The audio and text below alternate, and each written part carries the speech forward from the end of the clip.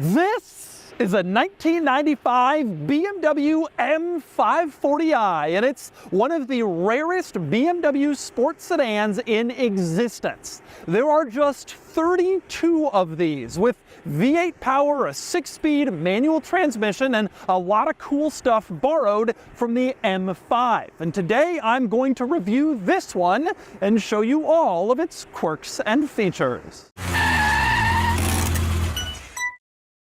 Before I get started, big news, this M540i is currently for sale and it's being auctioned live on Cars and Bids. This is a tremendously special car, very rare and very cool, as I'll explain, and you can buy it on Cars and Bids. So, once you finish watching this video, click the link in the description below to visit the live auction for this M540i, where you can bid on it and buy it only on Cars and Bids. All right, time for the quirks and features of the E34 BMW M540i. I'm going to start with an explanation of what this car is and how it possibly came about. So here's the deal.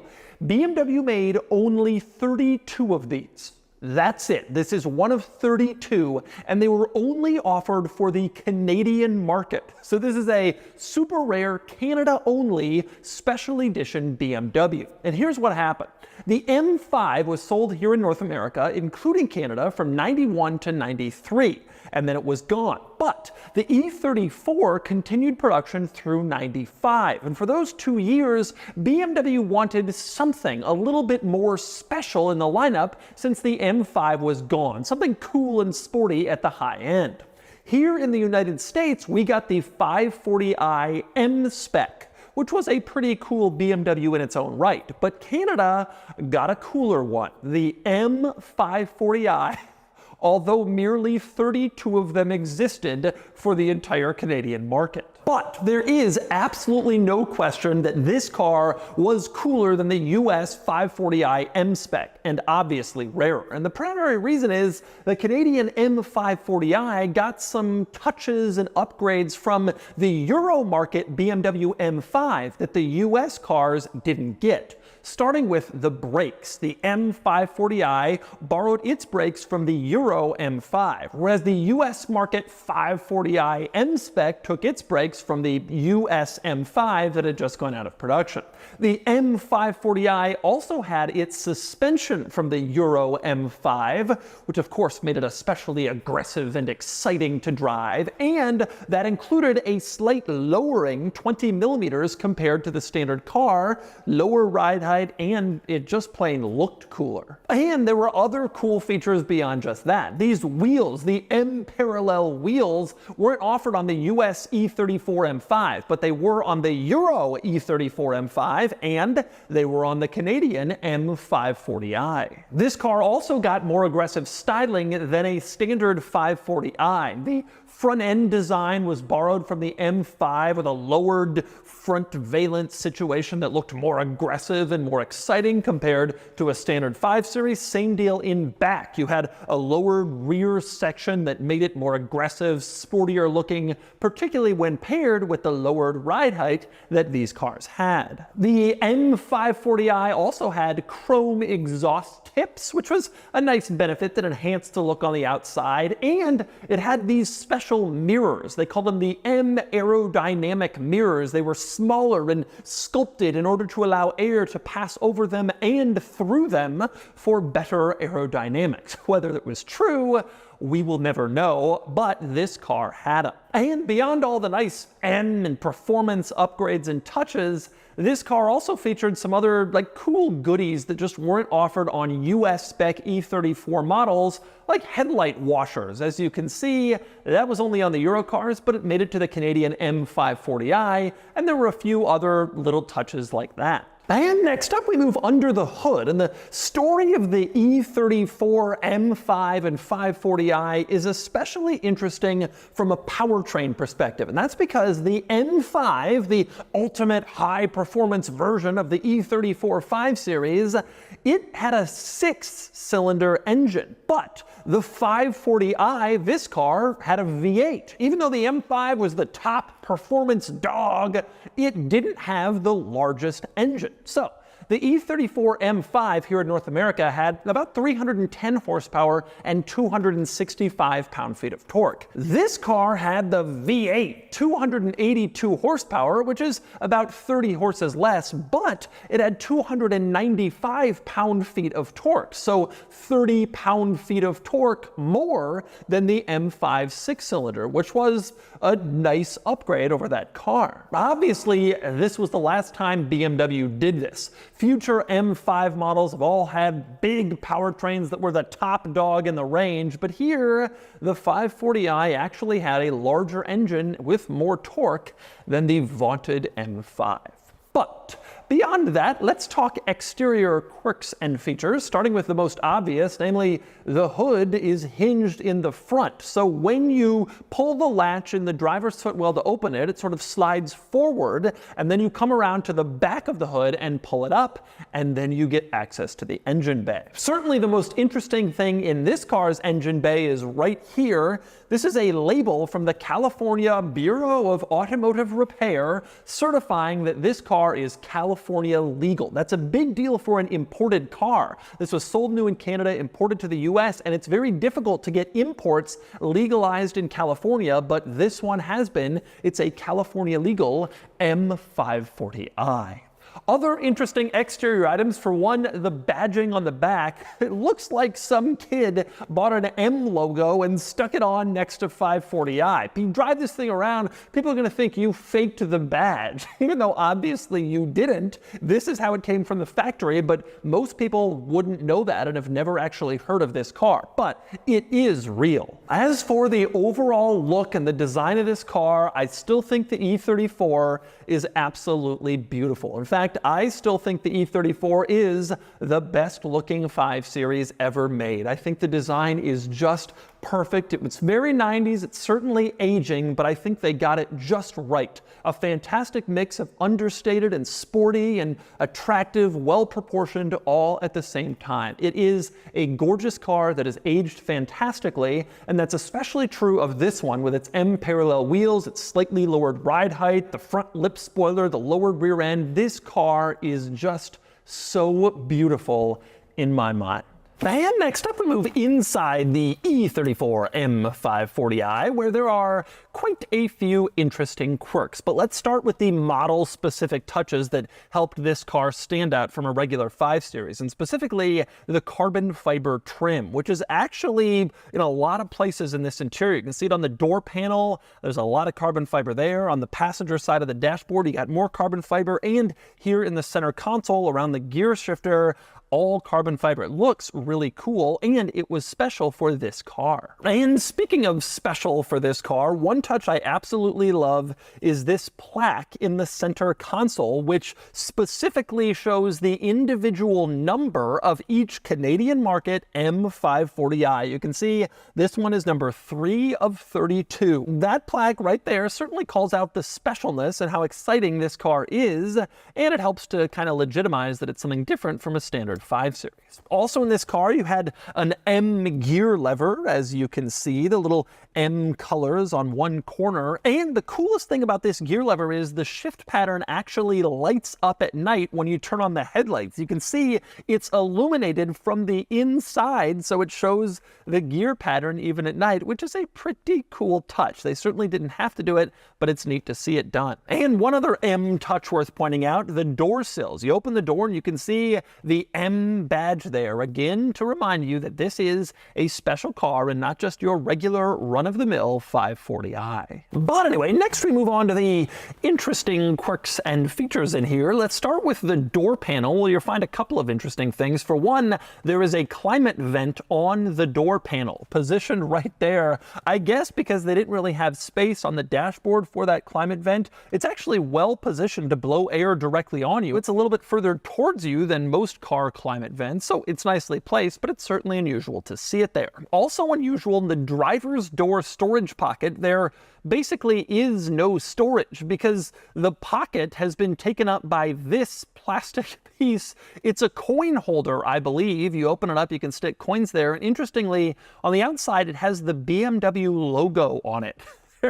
They're all proud of their coin holder that goes in the driver's side door pocket. Also interesting on the door panel is the power mirror controls, which have been perfectly placed. You can see them here. They're just exactly big enough to fit into this slot. They're unlabeled. You don't need to know what they are because you already know what they are. They're facing the driver. Wonderful, subtle, simple, precision placement of those controls. Now, one thing you will not find on the driver's door panel is the power window controls, and that's because they are mounted here in the center console. You can see controls for all four windows, front and rear. You will also see this little almost hidden button. You can press that and it stays pressed. That is the window lock. It can turn on or off the windows. Again, unlabeled. You had to know what it did, but BMW figured the type of people buying this car, they were sophisticated enough to figure it out. And next up, our next interesting item in this interior is the overall orientation of the entire center control stack, which you can see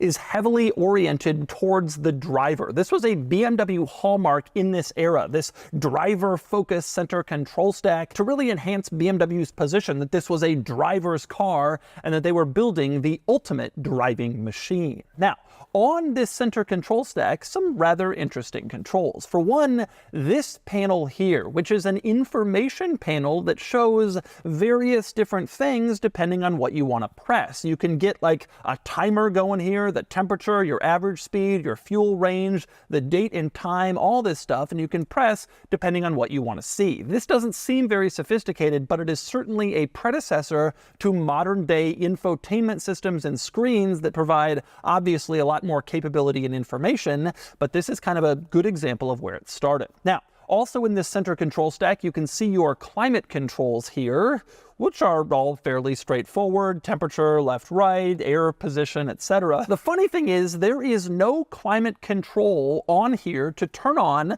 the windshield defroster or defogger. Instead, there's a little diagram that shows exactly what position the switches and levers should be in if you want to maximize the defrosting on your windshield. You just follow this diagram and then you'll be all set and your defrosting will occur instead of just a simple button push. And speaking of the climate controls, you can see two here in the center, and in between them, the single most annoying thing that German automakers did in the 90s, this little wheel, which can adjust the temperature from hot to cold if you spin it. The thing that makes no sense is this wheel completely overrides what you've selected below. So, if you have your climate control on the very hottest setting to get the warmest temperature possible, but then you just move this dial to blue for cold, you'll get cold air. Why do you have both things? I have no idea. It makes no sense, and of course BMW eventually abandoned it, probably because it confused the hell out of everybody.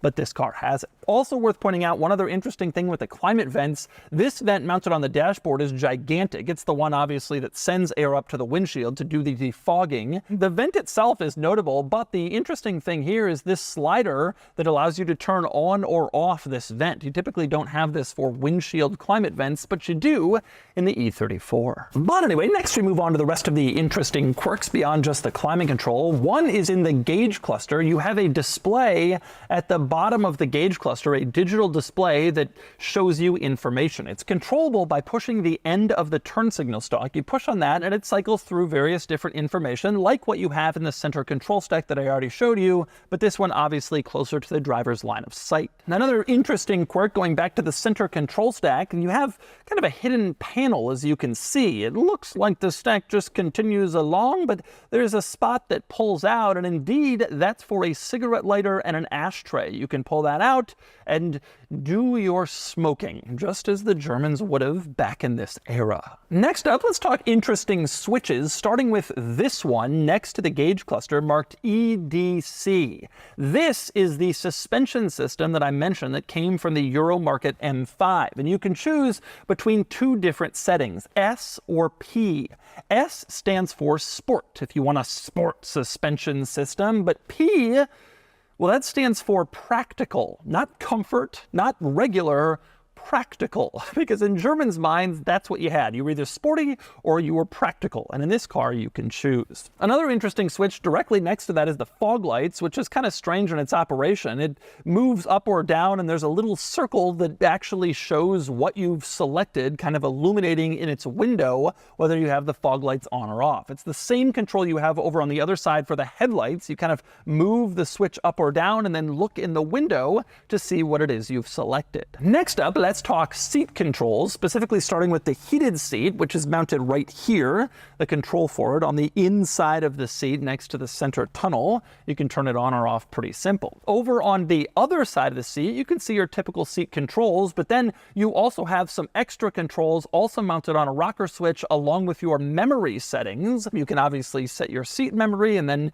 have it go to a remembered position when you climb in the car. Next up, another switch in this interior that I absolutely love, the turn signal stalk. This switch, I think, feels the best of any turn signal stalk in any car in existence. All the BMWs from this era, the mid-90s through the early 2000s, it just feels perfect. You want to turn on your turn signal. It has the exact perfect amount of feedback. It isn't loose or floppy at all. It's just wonderful. One of my all-time favorite turn signal stalks. Yes, I am the kind of crazy that has a favorite turn signal stalk. Now, in this vicinity, I also always loved the steering wheel of the E34, specifically because they have a BMW logo in the center, but they didn't know how to make it colored, because this is a car that has an early airbag, and they didn't know how to put a colored logo and an airbag together. So you have the airbag, and then you have a blacked out logo, just because the technology hadn't yet been figured out to make it work properly. Also interesting in the steering wheel, you have M-colored stitching going around the steering wheel rim. This is another M touch that is specific to this car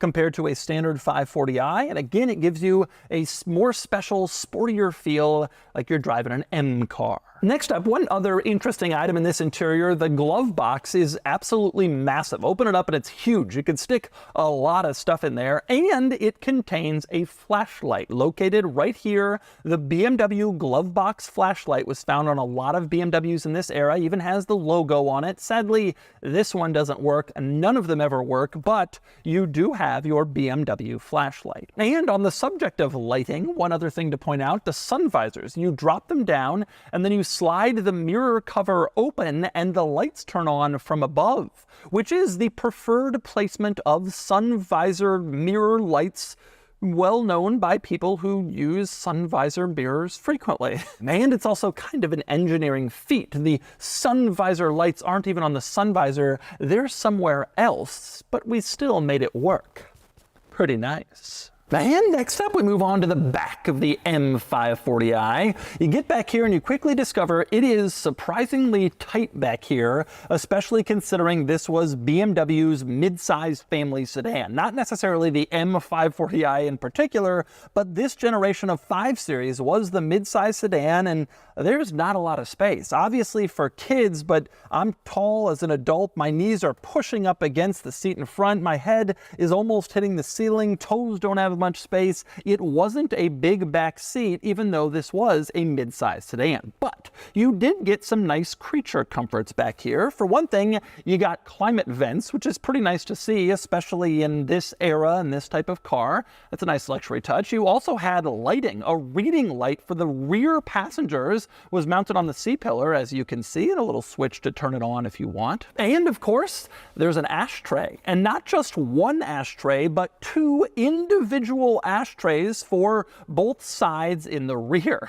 Now, one thing you will not find back here is cup holders. You lower this center armrest and it is just an armrest. There's no cup holders included, and there's none in the door panels either. This is from an era when BMW thought Americans were pathetic losers for wanting to drink in the car. Their thought was driving is about driving, not sipping a coffee while you're driving. You must focus on driving. And yet this car has like 7 ashtrays. They didn't want you to drink water or coffee while you drove along, but you could totally smoke, and so could all your passengers. Now, the last interesting thing in the back seat of this car is the seatbelt placement, because the seatbelts come out from the center, as you can see, and then they connect to a buckle that's located on the outer edge of the rear seat near the rear door. Obviously, this is unorthodox, different from how other automakers did it, although other BMW models from this era also had these sort of reversed seatbelts. And I've heard from some people that this was a safety measure taken because if a first responder showed up and needed to cut you out of the car, it was easier to cut 1 point closer to the door than 2 points, and so that's why this is done. I don't know if that's true. It seems plausible, but it's certainly what they did in this car in this era. And finally, we move on to the trunk, the cargo area in the M540i. You pop it open and you discover, actually, it's quite large. There's a lot of space in this cargo area where you can put, well, a lot of stuff. You also have a little storage cubby over to the side in case there's some smaller item that you also want to put in here, in addition to larger items. But the most interesting trunk situation in this car is on the inside of the trunk lid, this giant panel. You twist the screw at the top of the panel, open it up, and it reveals a toolkit that's integrated into this trunk. And when it's down, when it's unfurled, it is perfectly flat so that you have easy access to your tools if you're trying to do some sort of roadside repair and you need to fix something. Also interesting, in this trunk, you have a handle to close it, which is indicated by this little arrow pointing down. If you take your hand and go in from there, there's the handle you can use to pull on the trunk and close it, so you don't have to close it from the outside and get dirty or get fingerprints on your precious BMW. All right, driving the E34 M540i. And I gotta say, there's so much to like about this car, starting with the fact that it's just solid. That's one of the greatest things about BMWs from this era. You know, I had an Audi from this era, an RS2, and it was very plasticky and felt very fall-apart-y. But BMW and Mercedes were at a great time in their brand histories. They were making really solid-feeling, solidly built cars. And that's clearly true of the shift lever, the clutch, all the stuff in here. I talk about the turn signal stock every time I review a BMW from this era, and that's because it just felt perfect. It was just right. And that's true of a lot of the stuff in here. The doors open and close with very solid feel. The latches on the doors are very solid. BMW and Mercedes were very committed to production quality and high production standards. That was how they sold cars. You know, these days, luxury and quality is more synonymous with technology. But back in the day, you know, it was all about like the feel, the solidity, the bank vault. And that's what Mercedes had, and that's what BMW was going after, and they did a great job doing it by this time period. Interestingly, I surprisingly actually like the clutch and shifter quite a bit, which isn't something I always say about BMWs from this era. I often find BMW clutches from the 90s, the 2000s to be a little bit springy. They're not particularly linear. And I find that the shifters can be also a little rubbery. This was generally true. I felt this way about a lot of BMWs from this era and later. But this particular car, it's pretty perfect actually. The clutch is a little heavier than you might want, but that kind of gives you the solid feel that you're looking for. And the shifter is nice and notchy, short throws, feels great going into gear. It's actually really excellent. All right, so how does it feel on the road? Well, the V8 is pretty responsive, although it doesn't feel as muscular as I was expecting. It's a little displacement V8, doesn't make an enormous amount of power, and that just kind of seems about right, I suppose. But even though it's a V8, you're not going to get a big rumble out of this powertrain.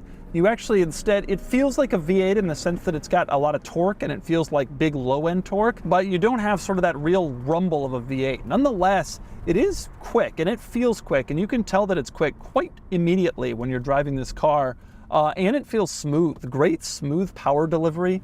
The powertrain feels tight, well developed, just like a good, nice V8. The BMW used this V8 in a lot of cars for a long time, and it did have some issues.